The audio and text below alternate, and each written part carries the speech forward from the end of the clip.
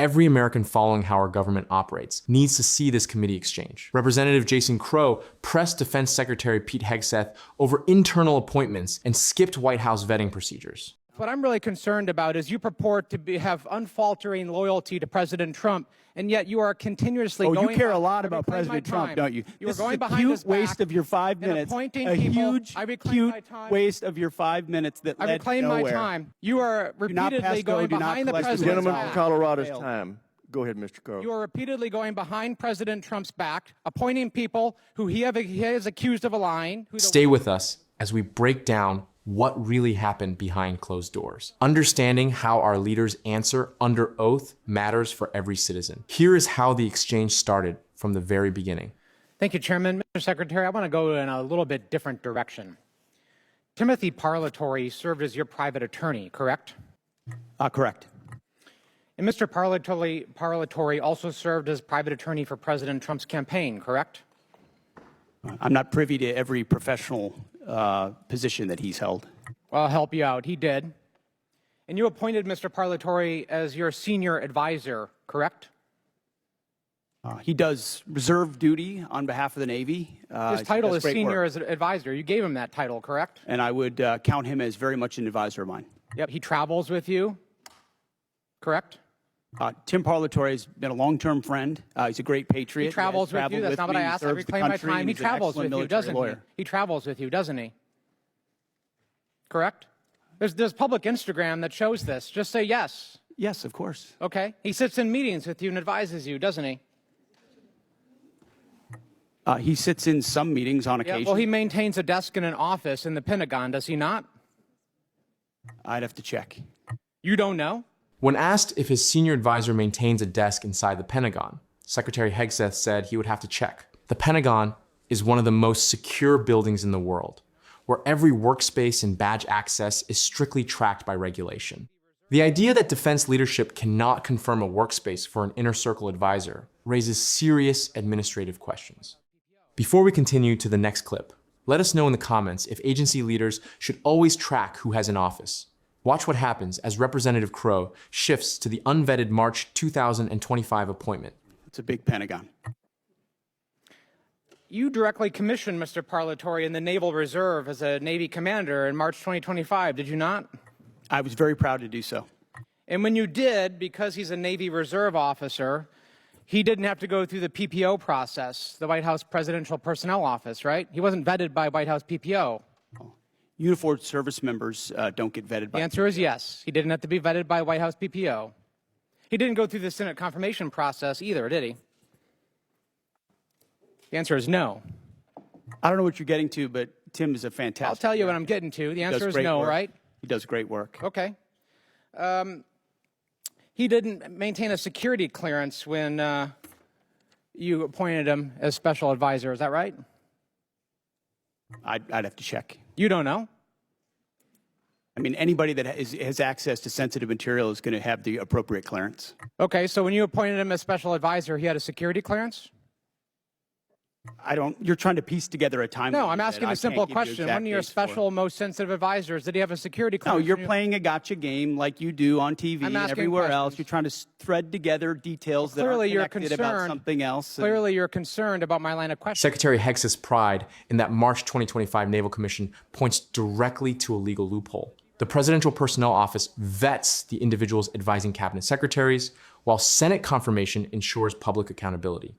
Parlatore bypassed both, not by breaking rules, but through a military commission that legally avoids them.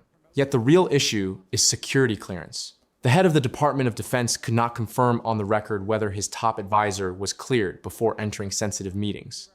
If verified vetting becomes optional for personal allies, what protects the system? Watch how Representative Crow presses further to reveal outside clients that make this clearance gap even more critical. Aren't you, Mr. Secretary? Because you know where it's going, don't you? I think you do. So, does Mr. Parlatore represent foreign governments? He has a private law practice, does he not? From what I understand of his law practice, he does a lot of great work for service members in the military and other... He maintains a private law practice. Does he represent foreign governments or foreign persons in that private law practice? I don't know. You don't know? somebody who's sitting in your meetings, a special advisor you don't know. Does he represent any senior officers who are currently under consideration for promotion by you or your office? The only person that makes determinations about senior officers is me. Answer the question. Does he represent senior officers who are under consideration for promotion by you? No, I'm the one that makes decisions about choosing. Does he represent them, Mr. Secretary? Does he represent them? He doesn't represent anyone. He's a legal advisor and always has been. But he has clients, does he not? He's a legal advisor to me on reserve duty, and he always has been, and he does a fantastic job. Is it true that Mr. Parlatore was removed? I reclaim my time. Is it He doesn't represent anyone. Secretary Hegseth made that claim only to confirm in his next breath that Parlatore acts as his legal advisor on reserve duty. But the far more consequential issue involves outside clients. When asked whether his advisor represents foreign governments or senior military officers up for promotion, the secretary answered, "I don't know." In national defense, an advisor sitting in sensitive meetings while maintaining private clients creates an immediate conflict of interest. Federal rules require full transparency, specifically to prevent foreign influence inside our defense leadership. What standard of transparency do you expect from top Pentagon officials? Watch what happens as the testimony reaches its climax, with Representative Crow bringing up a White House investigation and official statements from the administration's legal team. True that Mr. Parlatore was removed from an investigation by the White House last year? I don't know what you're referring to, but not that I'm aware of. You're not aware of it. Was it true that you were also removed from that same investigation? The answer is yes. No, not that I'm aware of. You're not aware of it. That's interesting. Well, is it true that Mr. Parlatore disparaged President Trump? I don't know what you're referring to, but no. Is it true that Mr. Parlatore was accused by President Trump and his lawyers of lying? What you're accused of is a cute line of questioning that's going nowhere. Well, it's going somewhere, which is why you're not answering the question. Was it true that he was accused of lying by the president's legal team? I'm not familiar to. You'd have to give me the context. Well, it's right of that here. article, You want to look at the statement from President Anybody Trump's could blow legal up team? a quote and claim it says something, and that's what you're doing in a little stunt. Secretary Hegseth, what I'm really concerned about is you purport to have unfaltering loyalty to President Trump, and yet you are continuously going... Oh, you care a lot about President Trump, don't you? You are This going is a behind cute his back waste of your 5 and minutes. appointing A people. huge, I reclaim cute my time. waste of your 5 minutes that I led reclaim nowhere. my time. You are repeatedly going behind the president's Gentleman back. from Colorado's time. Go ahead, Mr. Crow. You are repeatedly going behind President Trump's back, appointing people who he has accused of lying, who the White House is Gentleman's accused of time's lying. expired. And you are not being honest. With that split-second reversal on the official congressional record, Secretary Hegseth walked back a direct admission under oath. When cabinet leaders testify before lawmakers, clarity is not optional, especially regarding an administrative inquiry. That verbal slip lasted barely 2 seconds, but it left a critical question unanswered. If both Hegseth and his private advisor were removed from a White House investigation, the public deserves to know the facts behind that decision.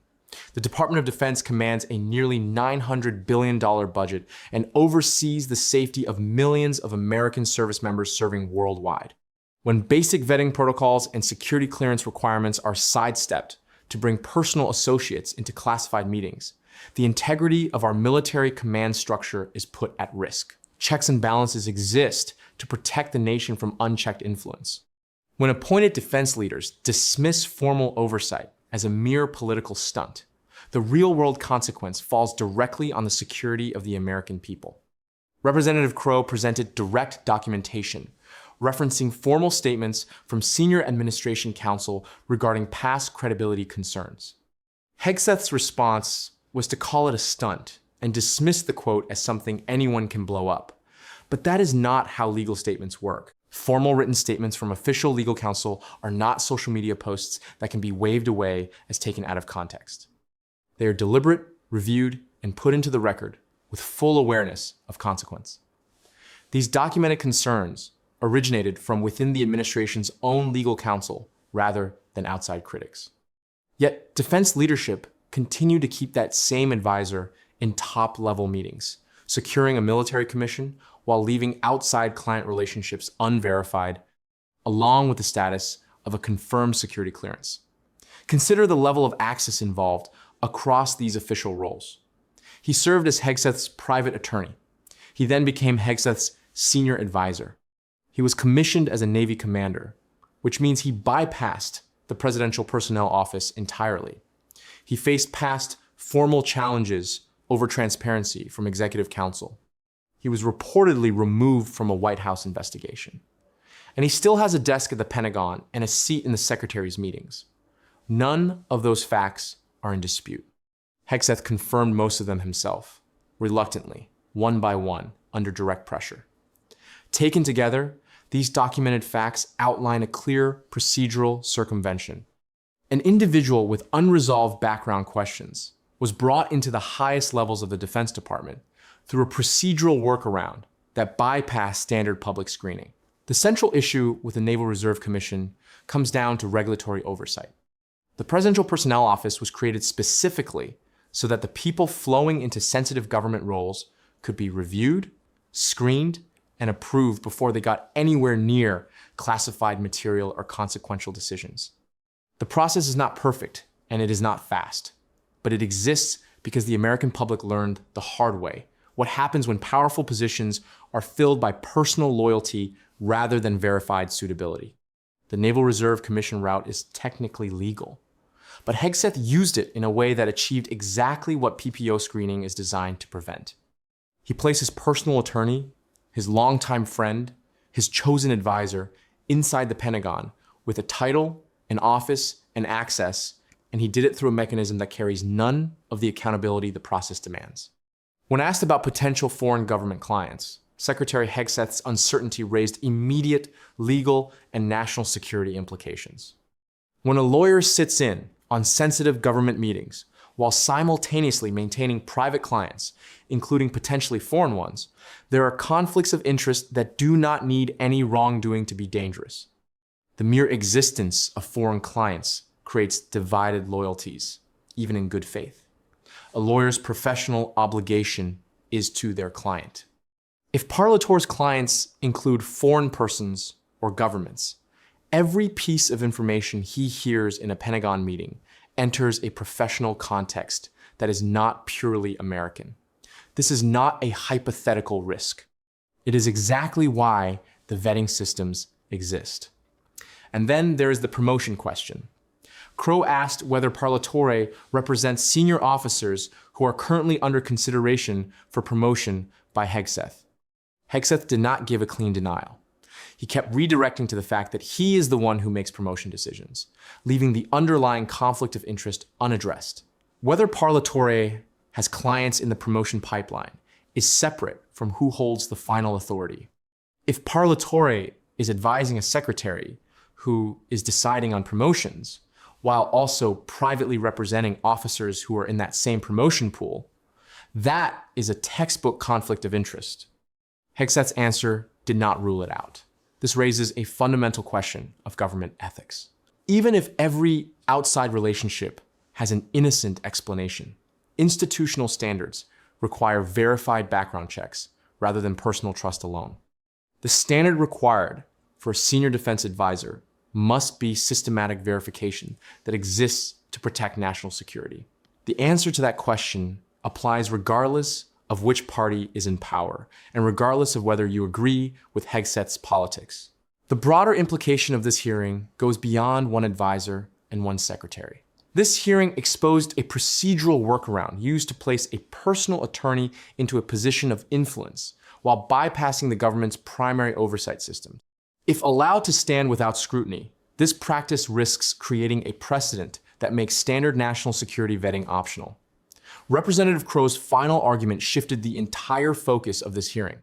Rather than an ideological dispute, it came down to a fundamental question of transparency. Whether defense leadership followed the established rules or used legal loopholes to bring personal advisors inside the Pentagon. When national security safeguards and vetting standards are sidestepped, the checks and balances designed by our Constitution are put to the test. What do you think about how this exchange unfolded? Share your perspective in the comments below. If you value straightforward, fact-based reporting on congressional oversight, take a second to subscribe to the Politics Report. Thank you for watching.